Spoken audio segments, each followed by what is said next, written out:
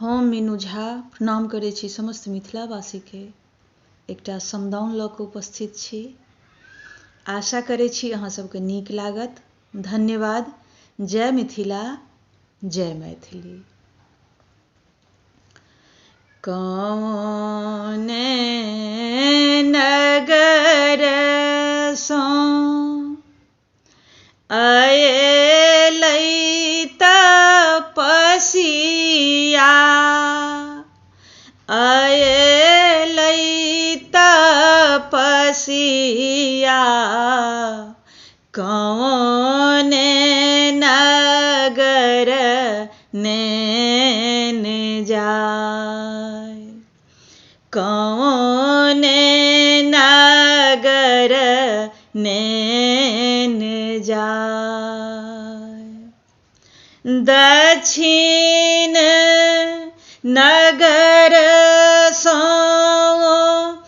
दक्षिण नगरसँ अएलै तपसिया, अएलै तपसिया,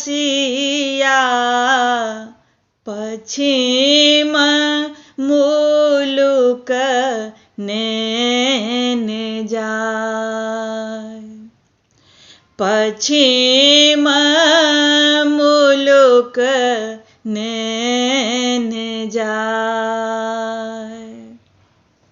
आमक डारि पर बाजय कोइलिया, बाजय कोइलिया,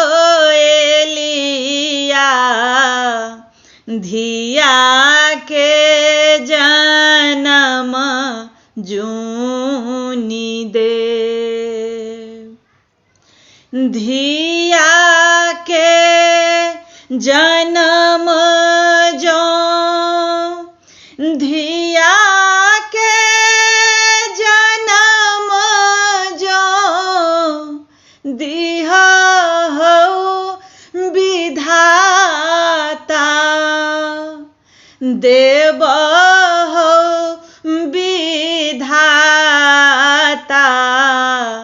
लिखि देब सहो दर भाय, लिखि देब सहो दर भाय।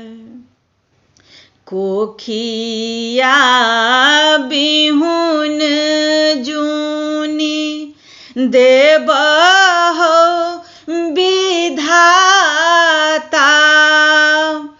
देबहौ विधाता, पुरुष मूर्ख जूनि देव, पुरुष मूर्ख जूनि देव। मूर्ख पुरुष जौं, पुरुष मूर्ख जौं, देबहौ विधाता, देबहौ विधाता,